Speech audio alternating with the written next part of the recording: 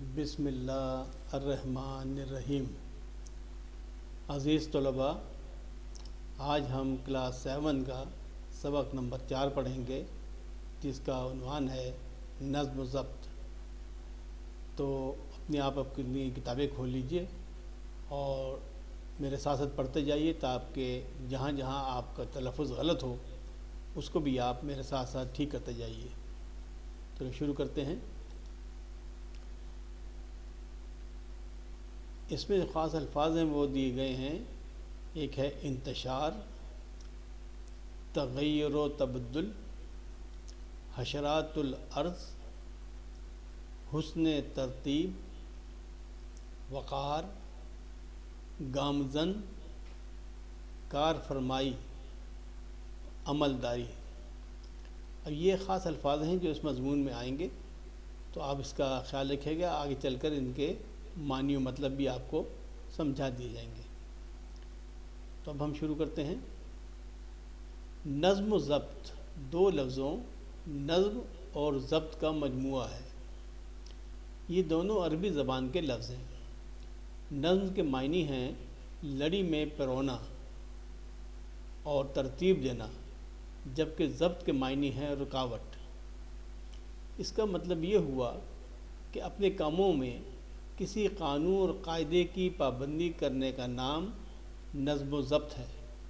ذاتی مفادات اور خواہشات کو روک کر اپنی صلاحیتوں کو کسی اعلیٰ نصب العین کی خاطر منظم کرنا نظم و ضبط کہلاتا ہے۔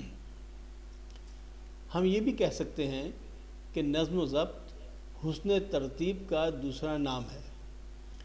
جو لوگ نظم و ضبط کی پابندی کرتے ہیں ان کی زندگی اصول و ضوابط کے مطابق گزرتی ہے۔ ان کے ہر کام میں ایک سلیقہ اور ترتیب نظر آتی ہے۔ اس کے برعکس وہ لوگ جو نظم و ضبط سے عاری ہوتے ہیں ان کی زندگی میں کسی قاعدے یا قانون کی پابندی نظر نہیں آتی۔ ایسے لوگوں کی زندگی بے سلیقہ اور بے ترتیب گزرتی ہے۔ زندگی کے ہر شعبے میں نظم و ضبط کی پابندی ضروری ہے۔ وہ لوگ جو نظم و ضبط کو اپنا شعار بناتے ہیں ان کی زندگی سکون سے گزرتی ہے، جبکہ نظم و ضبط کی پرواہ نہ کرنے والوں کی زندگی بے سکونی اور انتشار کا نمونہ پیش کرتی ہے۔ زندگی میں وہی لوگ کامیاب ہوتے ہیں جو اپنے کام کی منصوبہ بندی کرتے ہیں اور وقت کو بہترین انداز میں صرف کرتے ہیں۔ نظم و ضبط کے بغیر زندگی میں کوئی کامیابی حاصل نہیں کی جا سکتی۔ نظم و ضبط کی پابندی کامیابی کی دلیل ہے۔ وہ لوگ جو نظم و ضبط کے عادی ہوتے ہیں کامیابی ان کے قدم چومتی ہے۔ اللہ تعالیٰ کا پیدا کیا ہوا نظام کائنات اپنے اندر ایک خاص ترتیب رکھتا ہے۔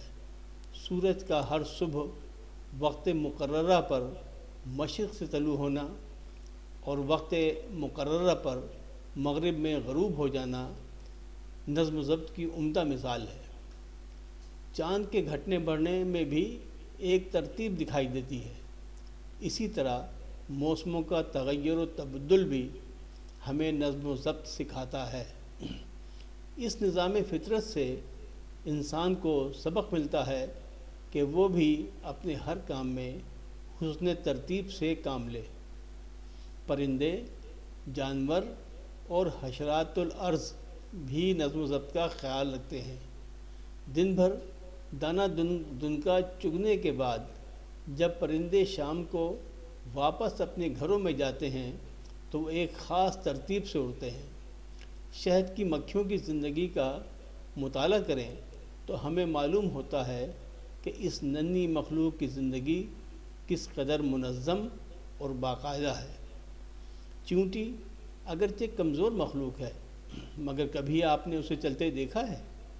کیا مجال جو کوئی قطار کی خلاف ورزی کرتی نظر آئے۔ اونٹوں کو صحرا میں چلتے دیکھیے، ہر اونٹ سیدھی قطار میں دکھائی دے گا۔ ہمارا دین بھی ہمیں نظم و ضبط کا درس دیتا ہے۔ مقررہ اوقات میں نماز پنجگانہ کی ادائیگی نظم و ضبط کی عمدہ مثال ہے۔ ایک امام کی قیادت میں سب کا ایک ساتھ رکوع و سجود کرنا حسن ترتیب کا اعلیٰ نمونہ پیش کرتا ہے۔ رمضان کے مقدس مہینے میں روزے رکھنا، سحر سے لے کر افطار تک کچھ نہ کھانا پینا ہمیں نظم و ضبط کا پیغام دیتا ہے۔ حج کا فریضہ بھی خاص ایام میں انجام پاتا ہے۔ مختلف ممالک سے تعلق رکھنے والے لاکھوں مسلمانوں کا ایک ہی لباس میں ہونا ہمیں نظم و ضبط کا احساس دلاتا ہے۔ نبی کریم صلی اللہ علیہ وآلہ وسلم نظم و ضبط کو بہت اہمیت دیتے تھے۔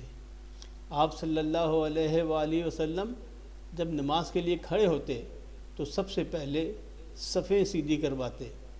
آپ فرماتے، صفیں سیدھی کرو، صفیں ٹیڑھی مت بناؤ، ورنہ اللہ تعالیٰ تمہارے دلوں کو ٹیڑھا کر دے گا۔ وہ طالب علم جس کی زندگی میں نظم و ضبط کی کار فرمائی ہوگی، وہ ہر روز ایک خاص ترتیب سے سارے کام کرے گا۔ اس کے صبح جاگنے، نماز پڑھنے، ورزش کرنے، ناشتہ کرنے، اسکول جانے، واپس آنے، آرام کرنے، کھیلنے اور کام کرنے کے اوقات مقرر ہوں گے۔ نظم و ضبط کی وجہ سے اسے امتحان میں کوئی پریشانی نہیں ہوگی۔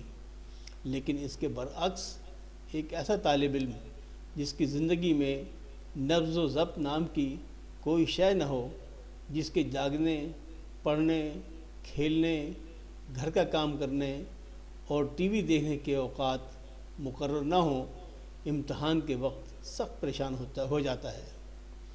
یہاں ہم کھیل کے میدان کی مثال بھی پیش کر سکتے ہیں۔ وہ ٹیم جو بہتر نظم و ضبط کا مظاہرہ کرتی ہے، جس کی کھلاڑی ٹیم کے مفاد کو اپنے ذاتی مفاد پر ترجیح دیتے ہیں، وہ ہمیشہ کامیاب اور سرخرو ہوتی ہے۔ اس کے برعکس نظم و ضبط سے محروم ٹیم کی مقدر میں شکست لکھ دی جاتی ہے۔ بدقسمتی سے ہمارے ہاں بعض اوقات بد نظمی کے مناظر دیکھنے کو ملتے ہیں۔ ایسا کرنے والے اپنے لیے بھی مشکلات پیدا کرتے ہیں اور دوسروں کو بھی مصیبت میں ڈال دیتے ہیں۔ مثال کے طور پر لوگ بس اسٹاپ یا ریلوے اسٹیشن پر کھڑے بس یا گاڑی کا انتظار کر رہے ہوتے ہیں۔ جو ہی بس یا ریل گاڑی آتی ہے، ہر کوئی اس میں داخل ہونے کی کوشش کرتا ہے۔ ہر کوئی گاڑی میں سب سے پہلے سوار ہونا چاہتا ہے۔ بحث و تکرار ہوتی ہے، دھکم پیل ہوتی ہے۔ اگر یہ لوگ آپس میں الجھنے کی بجائے نظم و ضبط سے کام لے کر قطار بنا لیتے تو کتنی آسانی ہوتی۔ دنیا کے عظیم لوگوں کی زندگی کا جائزہ لیں تو ہمیں معلوم ہوگا کہ ان عظیم ہستیوں نے نظم و ضبط کو سختی سے اپنائے رکھا۔ نظم و ضبط کی اس پابندی کے باعث انہیں کامیابیاں ملیں۔ ہمارے عظیم قائد محمد علی جناح کی زندگی نظم و ترتیب کی بہترین مثال ہے۔ آپ نے اپنے ایک فرمان میں اتحاد اور ایمان کے ساتھ جس تیسری بات پر زور دیا ہے، وہ یہی نظم و ضبط ہے۔ ہمیں قائد اعظم کے اس فرمان پر دل و جان سے عمل کرنا چاہیے۔ اگر ہم اتحاد، ایمان اور نظم و ضبط کو اپنا رہنما بنا لیں تو آج بھی ہم اپنا کھویا ہوا وقار اور عزت پا سکتے ہیں۔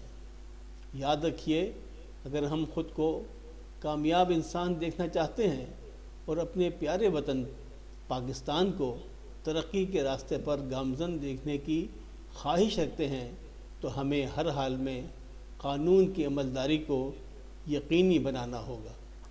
ہمیں قانون کی پاسداری کرنی ہوگی۔ ہمیں زندگی کے ہر مرحلے پر نظم و ضبط کا ثبوت دینا ہوگا۔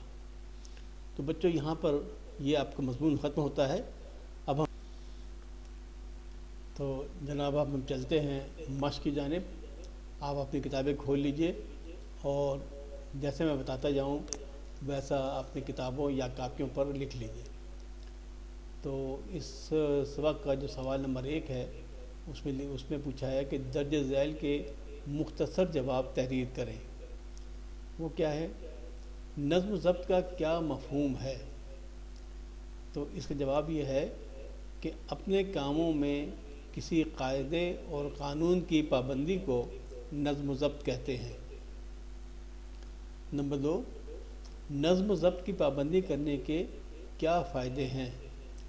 تو اس کا جواب ہے کہ زندگی اصول اور ضوابط کی وجہ سے کامیاب ہو جاتی ہے۔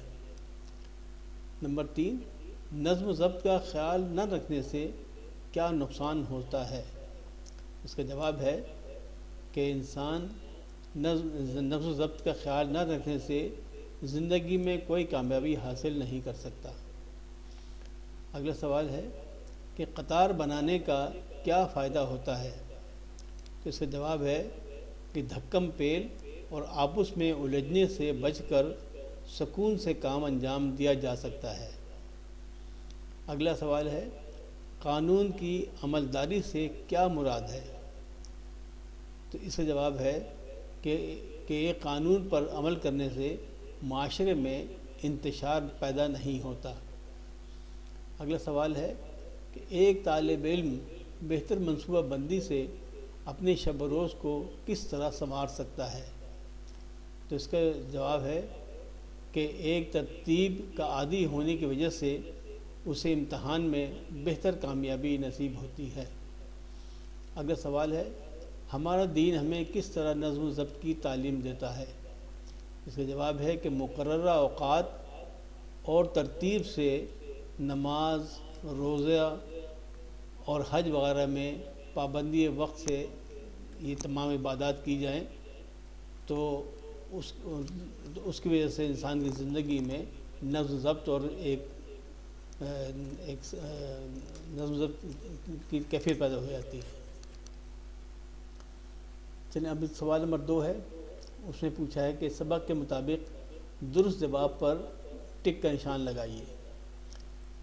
تو پہلا ہے اس میں کہ نظم کس زبان کا لفظ ہے؟ نمبر 1 اردو کا، ب ترکی کا، ج فارسی کا، د عربی کا۔ تو یہ جو ہے نظم یہ عربی زبان کا لفظ ہے، تو آپ عربی کے نیچے نشان لگا دیجیے۔ دوسرا ہے جز ب، صفیں ٹیڑھی بنانے سے اللہ تعالیٰ ٹیڑھے کر دیتا ہے کیا؟ نمبر 1 پاؤں، ب ہاتھ، ج ٹانگیں، د دل۔ تو صحیح جواب ہے دل، تو آپ دل پہ ٹک کر لیجیے۔ اگلا سوال ہے حشرات الارض سے کیا مراد ہے؟ نمبر 1 کیڑے مکوڑے، ب چرند، ج پرند اور د درندے۔ تو اصل صحیح جواب ہے الف کیڑے مکوڑے۔ اگلا سوال ہے کہ بس میں سوار ہوتے وقت کوشش کرنی چاہیے کس کس چیز کی؟ نمبر 1 قطار بنانے کی، نمبر 2 سب سے پہلے سوار ہونے کی، نمبر 3 مسافروں کو سمجھانے کی، نمبر 4 شور بچانے کی۔ تو جو سب سے بہتر جواب ہے وہ ہے قطار بنانے کی۔ اب اگلا سب وہ ہے کہ قائد اعظم کے فرمان کی درست ترتیب ہے۔ نمبر 1 اتحاد، نظم و ضبط، ایمان، ب نظم و ضبط، اتحاد، ایمان، ج اتحاد، ایمان، نظم و ضبط اور د ایمان، اتحاد، نظم و ضبط۔ تو اس کی جو بہترین ترتیب ہے جو قائد اعظم نے فرمایا تھا وہ تھا اتحاد، ایمان، نظم و ضبط۔ تو آپ جیم پر نشان لگا دیجیے۔ سوال نمبر 3، اس سبق کے اہم نکات کو ذہن میں رکھتے ہوئے خلاصہ لکھیں۔ میں نے یہاں خلاصہ لکھ دیا ہے، آپ لوگ اس کو دیکھ لیں، اور یہ بھی ممکن ہے کہ آپ اس سے بہتر خلاصہ لکھ سکیں تو آپ وہ لکھ لیجیے گا، لیکن بہرحال میں آپ کے سہولت کے لیے خلاصے یہاں پہ آپ کو سنا دیتا ہوں۔ اس سبق کا خلاصہ یہ ہے کہ نظم و ضبط اگر نہ ہو تو معاشرہ انتشار کا شکار ہو جاتا ہے اور ترقی نہیں کر سکتا۔ نظم و ضبط کے بغیر اگر کوئی بھی کام کیا جائے تو نہ صرف بہت سا وقت اور پیسہ ضائع ہوتا ہے بلکہ مطلوبہ نتائج بھی حاصل نہیں ہوتے۔ اللہ کی کائنات بھی ایک نظم و ضبط کی پابند ہے۔ دن رات، تمام موسموں کا ایک ترتیب سے بدلنا، یہ سب ایک زبردست نظام کا حصہ ہے۔ پرندے، جانور، حشرات و لرز اپنے ہر کام میں ایک ترتیب پر عمل کرتے نظر آتے ہیں، یہاں تک کہ چیونٹیاں اور شہد کی مکھیاں جس منظم انداز میں اپنے معمولات انجام دیتی ہیں اسے دیکھ کر حیرت ہوتی ہے۔ ہمارا دین بھی ہمیں نظم و ضبط کی تعلیم دیتا ہے، جس کی سب سے بڑی مثال نماز، روزہ اور حج ہیں۔ ہمیں چاہیے کہ ہم بھی دنیا کی دوسری ترقی یافتہ قوموں کی طرح اپنے روزمرہ کے معاملات میں اپنے آپ کو نظم و ضبط کا سختی سے کاربند بنائیں، تاکہ ہمارا ملک بھی ترقی کر سکے۔ اگر ہم اپنے محبوب قائد اعظم کے فرمان اتحاد، ایمان اور تنظیم کو اپنی زندگی کا حصہ بنا لیں تو اپنا کھویا ہوا وقار اور عزت پا سکتے ہیں۔ سوال نمبر 4، واحد کی جمع اور جمع کے واحد لکھیں۔ تو جو یہاں پہ الفاظ دیے ہیں وہ یہ ہے مفادات۔ مفادات جمع ہے تو اس کی واحد ہے مفاد۔ نمبر 2، خواہشات۔ خواہشات جمع ہے اور اس کی واحد ہے خواہش۔ اگلا لفظ ہے قاعدہ۔ قاعدہ واحد ہے اور اس کی جمع جو ہے وہ ہے قواعد۔ اس کا اگلا لفظ ہے سبق۔ سبق واحد ہے اور اس کی جمع ہے اسباق۔ اگلا لفظ ہے سجود۔ سجود جمع ہے اور اس کے جو واحد ہے وہ ہے سجدہ۔ اگلا لفظ ہے مناظر۔ مناظر جمع ہے اور اس کا جو واحد ہے وہ ہے منظر۔ اگلا سوال ہے اعراب کی مدد سے تلفظ واضح کریں۔ تو وہ زیر زبر پیش ہے، میں کوشش کروں گا کہ آپ کو اس کا جو تحریر کیا ہوا میں نے تحریر کر دیا وہ آپ کو دکھا سکوں۔ سوال نمبر 6، اس سبق میں ایک لفظ استعمال ہوا ہے آری، عین سے آری، عین الف رے یہ آری۔ آپ نے اس سے ملتا جلتا لفظ آری بھی پڑھا ہوگا۔ یہ آری ہے الف مدھا رے یہ ری، آری۔ دونوں کے معنی مختلف ہیں۔ آری جو پہلا آری ہے عین سے آری، اس کا مطلب ہے کہ اس میں کوئی بات جو چیز نہیں ہوتی اس سے آری ہوتا ہے انسان، مطلب کہتے ہیں نا کہ تم تو اخلاق سے آری ہو، مطلب اخلاق ہے ہی نہیں۔ لیکن دوسرا جو آری لفظ ہے الف مدھا رے یہ ری آری، وہ آلہ ہوتا ہے جسے لکڑی کو کاٹا جاتا ہے۔ تو یہ کہتے ہیں کہ دونوں کو جملوں میں اس طرح استعمال کریں کہ ان کا مفہوم واضح ہو جائے۔ تو میں نے یہاں جملہ اس کا آپ کے لیے لکھ دیا ہے، وہ یوں ہوگا کہ یار تم تو بالکل عقل سے آری ہو، آری کا صحیح استعمال بھی نہیں جانتے۔ تو پہلا آری جو ہے وہ عین سے ہے، یعنی آپ یوں لکھیں گے یار تم تو بالکل عقل سے آری ہو، یہ عین الف آ رے یہ ری آری ہے۔ اور آگے لکھیں گے آری کا صحیح استعمال بھی نہیں جانتے ہیں، مطلب الف دا رے یہ ری آری کا صحیح استعمال بھی نہیں جانتے۔ سوال نمبر 7، ان الفاظ کے متضاد لکھیں۔ پہلا کیا ہے؟ کامیاب۔ اس کا متضاد یعنی اس کی ضد جو ہے وہ ہے ناکام۔ دوسرا ہے اعلیٰ۔ اعلیٰ کی ضد کیا ہے؟ ادنا۔ اس کے بعد لفظ ہے زندگی۔ زندگی کی ضد کیا ہے؟ موت۔ پھر ہے مشرق۔ مشرق کی ضد ہے مغرب۔ پھر ہے طلوع۔ طلوع کی ضد ہے غروب۔ پھر لفظ ہے بدقسمتی اور اس کی ضد ہے خوش قسمتی۔ سوال نمبر 8، جملوں میں استعمال کریں۔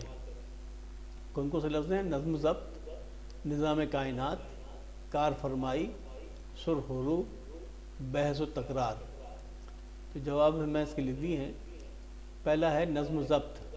اس کا جملہ ہے کہ جس کی زندگی میں نظم و ضبط نہ ہو وہ کبھی کامیاب ترین شخص نہیں بن سکتا۔ دوسرا لفظ ہے نظام کائنات۔ اس کا جملہ ہوگا کہ نظام کائنات بھی ایک نظم و ضبط کی پابند ہے۔ اگلا لفظ ہے کار فرمائی۔ کار فرمائی کا جو جملہ ہے وہ یوں ہے کہ کائنات میں بے شمار سیاروں اور ستاروں میں ایک زبردست نظم و ضبط کی کار فرمائی نظر آتی ہے۔ اگلا لفظ ہے سرخ رو۔ سرخ رو کا جو فقرہ ہے وہ یوں ہوگا کہ امتحانات میں کامیابی نے مجھے سارے خاندان میں سرخ رو کر دیا۔ اگلا ہے بحث و تکرار۔ بحث و تکرار کا جملہ بنے گا کہ بحث و تکرار اکثر خون خرابے پر منتج ہوتی ہے۔ منتج ہوتی ہے معنی ختم ہوتی ہے۔ سوال نمبر 9، نیچے کالم الف کالم بے میں لکھے گئے جملوں پر غور کیجیے۔ چلیے اب غور کرتے ہیں۔ کالم الف میں لکھا ہے پولیس نے چور کو گرفتار کر لیا۔ کالم بے میں اسی فقرے کو اس طرح لکھا ہے چور کو گرفتار کر لیا گیا۔ کالم الف میں لکھا ہے حکومت نے تعلیم مفت کر دی۔ کالم بے میں کیا لکھا ہے تعلیم مفت کر دی گئی۔ کالم الف میں لکھا ہے اللہ نیک لوگوں کی دعا قبول کرتا ہے۔ کالم بے میں لکھا ہے نیک لوگوں کی دعا قبول کی جاتی ہے۔ کالم الف میں لکھا ہے شائق نے اپنا داخلہ فارم بھر دیا۔ کالم بے میں کیا لکھا ہے داخلہ فارم بھر دیا گیا۔ کالم الف میں لکھا ہے ہم پہلا باب پڑھ رہے ہیں، اور کالم بے میں لکھا ہے کہ پہلا باب پڑھا جا رہا ہے۔ اب کالم الف میں دیے گئے جملوں کے فاعل کیا کیا ہیں؟ پولیس، حکومت، اللہ تعالیٰ، شائق، ہم، یہ ہیں فاعل، یعنی جس نے کام کیا ہو اسے کہتے ہیں فاعل۔ جبکہ کالم بے میں دیے گئے جملوں کے فاعل موجود نہیں ہیں، یعنی اس میں کسی کا نام نہیں ہے، کوئی شخصیت کا ذکر نہیں ہے۔ پہلے کالم میں دیے گئے جملے فعل معروف کی مثالیں ہیں، جبکہ دوسرے کالم میں دیے گئے جملے فعل مجہول کی مثالیں ہیں۔ اب آپ بتائیے کہ نیچے دیے گئے جملوں میں کون سے فعل معروف ہیں اور کون سے فعل مجہول سے تعلق رکھتے ہیں۔ فعل معروف کو فعل مجہول میں اور اسی طرح فعل مجہول کو فعل معروف میں تبدیل کریں۔ تو وہ میں نے کر دیا ہے۔ پہلا فقرہ تھا اس میں کہ اس نے بہت سے مہمانوں کو مدعو کیا، تو اس میں فعل معروف ہے کیونکہ اس نے کسی نے کوئی شخص نے مہمانوں کو مدعو کیا۔ تو اس میں سے فعل مجہول کیسے بنانا ہے؟ اس کو بہت سے مہمانوں کو مدعو کیا گیا، مطلب کس نے کیا یہ نہیں پتہ۔ دوسرا وہ ہے کہ تاخیر سے آنے والے طالب علموں کو جرمانہ کیا جاتا ہے، تو اس میں فعل معروف ہے، اس میں طالب علموں کا ذکر ہے۔ تو اس کا جو جملہ کیسے بنے گا فعل مجہول کہ تاخیر سے آنے والوں کو جرمانہ کیا جاتا ہے۔ اب اس میں طالب علموں کا ذکر نہیں ہے، تو یہ فعل مجہول ہو گئے۔ اگلا لفظ ہے کہ چاول کی فصل کاٹی جا چکی ہے۔ اب فصل کس کی کٹی ہے؟ چاول کی، تو یہ فعل معروف ہے۔ آگے اس کا فعل مجہول بنانا ہے، وہ کیسے بنے گا؟ فصل کاٹی جا چکی ہے، کس کی فصل ہے یہ بتائیے، لہٰذا یہ فعل مجہول ہے۔ کسان کھیتوں کو سیراب کرتا ہے، کون کرتا ہے؟ کسان، تو یہ فعل معروف ہے۔ اس کا فعل مجہول کیا ہوگا؟ کھیتوں کو سیراب کیا جاتا ہے۔ تو جناب یہ ہے کہ اس کے بعد سرگرمیوں میں انہوں نے لکھا ہے کہ ان کا مشاہدہ کریں اور اپنے مشاہدے کو اپنی کاپی میں لکھیں۔ تو مشاہدہ آپ خود بھی کر سکتے ہیں، لیکن میں نے آپ کی سہولت کے لیے ان کے جواب لکھ دیے ہیں۔ جیسے پہلا انہوں نے لکھا ہے کہ چیونٹیوں کے چلنے کا کیا مشاہدہ آپ کر سکتے ہیں کہ چیونٹیاں کیا کرتی ہیں؟ تو اس کا جواب یہ ہو سکتا ہے چیونٹیاں ایک قطار میں چلتی ہیں، یہ آپ کا مشاہدہ ہے۔ اچھا، دوسرا ہے شہد کی مکھیوں کے شہد بنانے کا، تو اس کا جواب ہو سکتا ہے شہد کی مکھیاں ایک منظم انداز میں چھتا بنا کر شہد جمع کرتی ہیں۔ اگلا فقرہ ہے کہ شام کے وقت پرندوں کی واپسی کے سفر کا، اس کا آپ نے مشاہدہ کرنا ہے اور لکھنا ہے۔ تو وہ مشاہدہ کیا ہو سکتا ہے کہ پرندے شام کو واپسی کا سفر ایک مخصوص انداز کی ٹولیوں کی شکل میں کرتے ہیں، ایک مخصوص ان کا انداز ہوتا ہے۔ تو جناب آج کا یہ سبق یہاں ختم ہوتا ہے۔ آپ لوگ اس چینل کو سبسکرائب کر کے گھنٹی کے بٹن کو دبا دیجئے اور آل کو سلیکٹ کر لیجئے تاکہ تمام یہ جو ویڈیوز ہیں آپ کو ٹائم پہ مل سکے۔ جاتے جاتے میں پھر عرض کروں گا کہ آپ اپنے دوستوں کو بھی اس کے بارے میں بتائیے تاکہ زیادہ سے زیادہ بچے اس سے استفادہ حاصل کر سکیں. اب اجازت دیجیے گا. اللہ حافظ و ناصر.